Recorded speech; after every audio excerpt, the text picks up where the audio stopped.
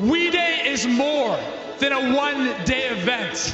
It launches a year-long series of actions to better our global community. And we make that commitment today. You can all work together to make the world a better place for everybody. Together, we can all change the world. World peace must come through inner peace. Look around you. There are thousands of empowered youth right here, right now. One heart with courage is a majority. There is no room like this room anywhere on the planet. Did anybody work hard to get here today? United, we are one voice. We Day has changed my life. I'm so impacted. I can't even describe to you. We Day, are you ready to change the world?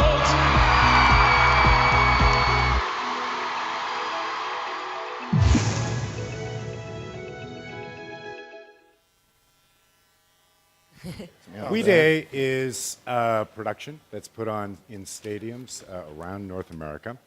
And the intent is to really engage and motivate young people to participate in social change.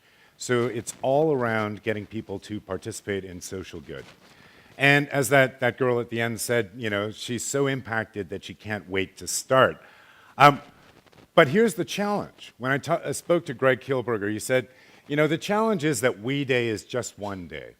So how do you take all of that energy, all of that emotion, all of that motivation, and make it into something that people are going to feel every day? So what they did was they created what they call We 365.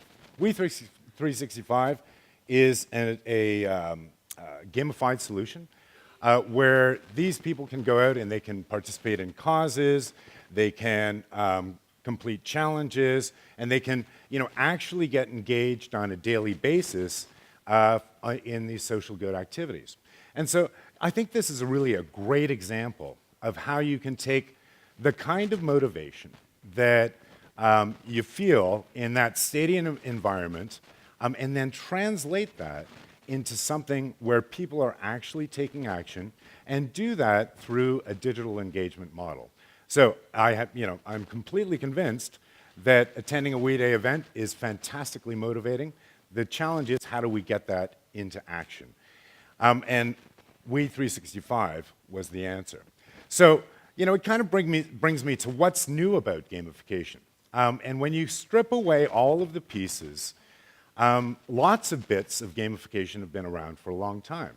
The Boy Scouts and Girl Scouts have been using badges for 100 years. Military has been using medals for 1,000 years or more. And so this idea of using points and badges and rewards to really engage and motivate people is actually nothing really new. What's new about gamification is that it uses a digital engagement model. That means that we're connecting people through mobile apps, through fuel bands, through all kinds of different digital devices. And that's really what's created the trend around gamification. Because when you have a digital engagement model, that model scales, so it grows. So if you're Nike Plus and you are using a digital engagement model to engage, you are engaging 22 million people. If you are Khan Academy, you're engaging 6 million people. So it scales. And it is asynchronous, means that it's not dependent on us being in the same room. It is extensible to anywhere in the world, so it covers distance. We can connect with other people through social networking. And of course, it scales at a relatively low cost. So let's compare two models, a digital versus a physical engagement model. And we're going to use Weight Watchers. Weight Watchers is a program that's been around since 1963 to help people lose weight. They have meetings, and they get together, they all, you know, go rah-rah, jump on the scale, and lose weight. They have more than 1 million members and 56,000 employees, and they generate their income from meetings. MyFitnessPal is a similar gamified application that does the same thing without the meetings, but it does have social interaction through social networking. They have 50 million users, and they have 75 employees. So what does that mean? Well, let's take a look at Weight Watchers' stock price over the last 15 months. And here, you'll see the quarterly earnings. On the first one, they declined 17% because of declining meeting revenue. Again, here, 19%, the CEO resigns. Over here, 20% decline, dividends were cut. And over here, 28% decline, and wearables and gamified applications were blamed. So when you shift from a physical engagement model to a digital engagement model, it actually breaks business models. And what you're seeing right now is the slow breaking of the Weight Watchers business model. So that's what digital business is. And it's really blurring the lines between the digital and physical world. So when we're talking about gamification, I think we really have to talk about it in terms of digital gamification. So because we created this buzzword. Well, Nick was here earlier and said that he created it much earlier, but it became popular in 2010. And why is that? It's because of digital engagement. That's what's happened. Okay, so let's talk a little bit about the future of gamification. And when we talk about the future, we really need to talk about it in context, okay? If we were to look at gamification in 5 or 10 years in the future, gamification is not the only thing that will advance. Many other things will advance at the same time. Let's take a look at some of the technologies that will advance. Okay, we have these technologies that are all up and coming now. I'll just pick out a few of them and talk about what they are. Smart advisors. That's things like IBM's Watson that beat other players on Jeopardy. That's evolving now to diagnose cancer. The Internet of Things is everything connected. We'll have, in average houses, 500 things connected. Sensors, augmented reality, things like Google Glass, drones, MOOCs, gesture control, all of these things are coming at the same time. So when we think about the future of gamification, we really need to think about it in context of what the future is going to be like. And what the future is going to be like is a future where atoms behave like bits. How do bits behave? Bits are easy to replicate, they're easy to move around, and those kinds of things. When atoms behave like bits, what does that mean? Well, what it means is instead of going out to buy your flat pack furniture at IKEA right now, which means that you go out and you look at the furniture, you buy a standard piece of furniture, you put it in your car, you ship it home, and you install it. What you'll do is you'll design your own furniture on the internet, you'll send it to your local fabrication shop, and they will cut it and build it custom to your size of your kitchen and install it in your house. So it's an entirely different business model, and it's broken because of digital business. It's broken because of the changes that we're going through. Machines become smarter than people. Watson beat players in Jeopardy. Now, smarter is a difficult word. Machines become better at repeatable problems than people do.